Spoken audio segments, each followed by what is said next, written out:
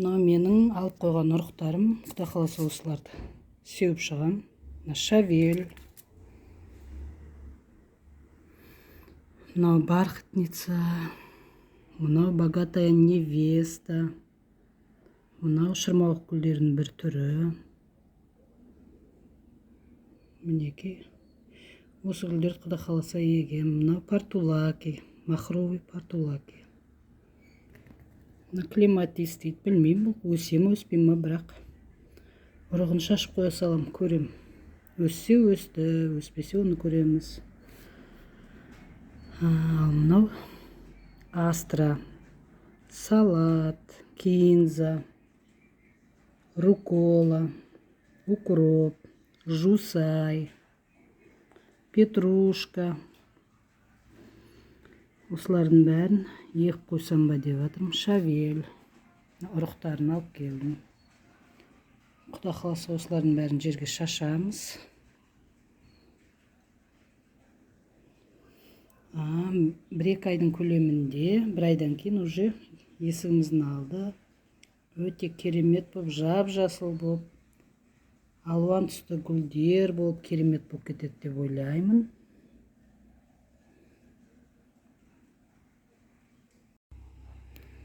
Баршаңызға қайырлы күн. Мінекей, көптен күткен көктемде келді. Бүгін сәуір айының 25-і. Мына үйдегі тұрған гүлдеріміздің барлығын далаға шығарып қойдық.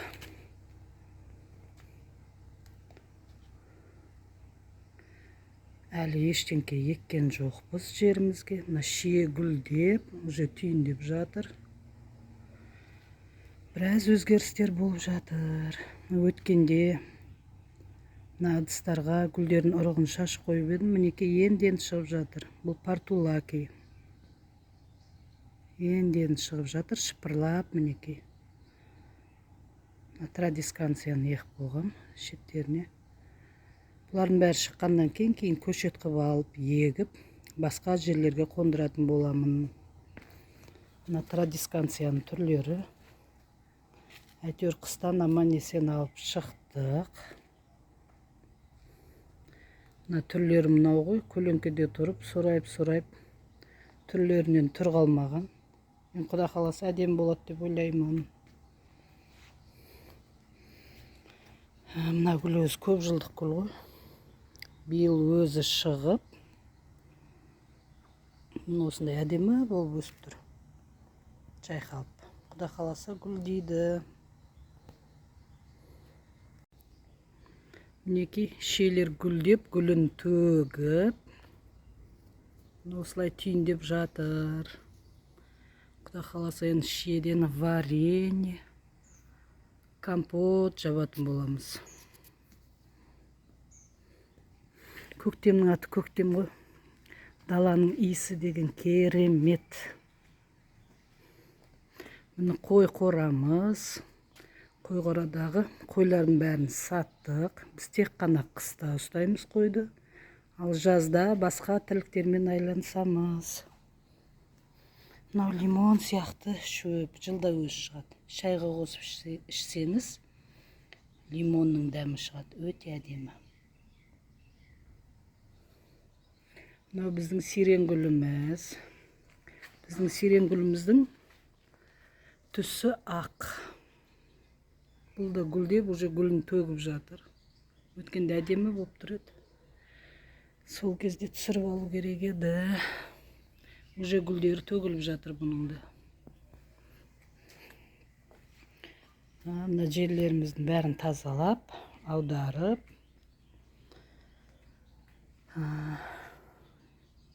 Гүлдерді еккенге жаңа укроп, петрушка сондай егіп қойсам деп ойлап жатырмын. Жеріміз азғантай, сондықтан да көп нәрсе еге алмаймыз. Тек қана ас көк, одан кейін гүлдерді ғана егемін.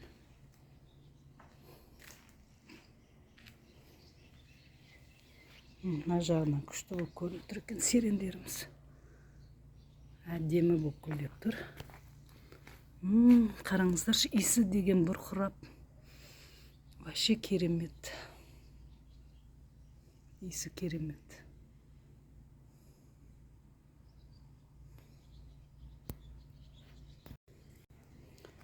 Күн деген әрең жылыды ғой биыл. Биыл бізде көктем кеш шықты. Оңтүстікте. Сонымен енді гүлдерді енді еген. Міне гүл егетін жерлердің бәрі әлі бос тұр. Бүгін 25 апрель, сәуір. Мінекей гүл егетін ыдыстарымның бәрі бос тұр. Құда қаласа, осы бір күнде гүлдердің бәрін егіп тастаймыз. Осындай ештеңке егілмеген кезін бір көрсетіп қояйын дедім. Сосын болашақта қалай өзгеріп кеткенін көрсететін боламын.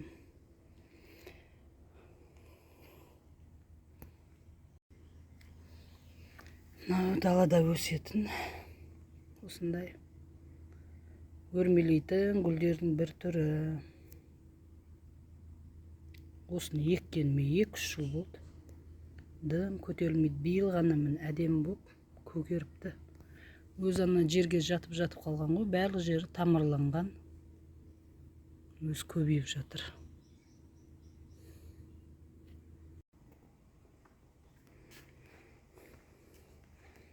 Енді құда қаласа осы гүлдердің бәрі әдемі болып далаға шыққасын жайқалады. Нерге шавелді сеуіп қойған мінекей. Осындай дөй өсіп қалды. Енді салатқа қосып, салат жасап жей берсек болады.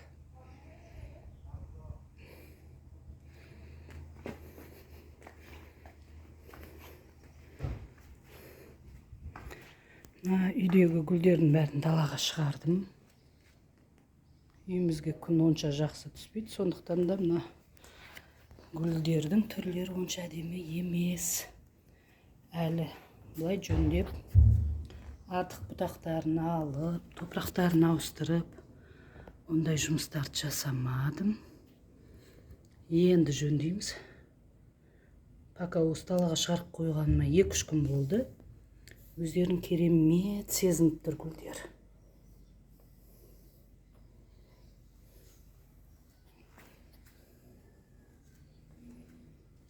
Каланхойы. Гүлін қарасаңыздар, қандай болып кеткен каланхойының.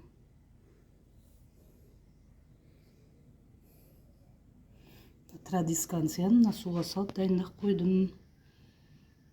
Осы жерге, барлық жерге егіп қоямыз. Өзі салбырап, керемет болып көрінеді бұл. Традисканция маған қатты ұнайды.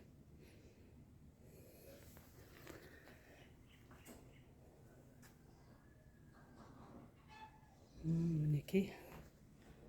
Үйден шыққан гүлдеріміз далаға. Енді әдемі емес. Но бірақ осы гүлдердің бәрін кішкене топырағын ауыстырып, жақсы жерге қойып, орналастырсақ, әдемі болып өсіп кететіні сөзсіз.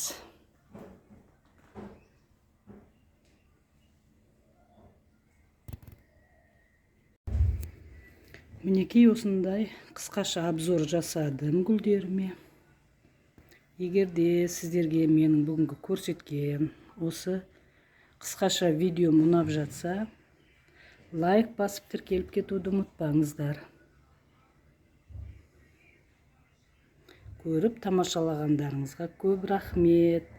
Келесі контентімде кездескенше сау болып тұрыңыздар.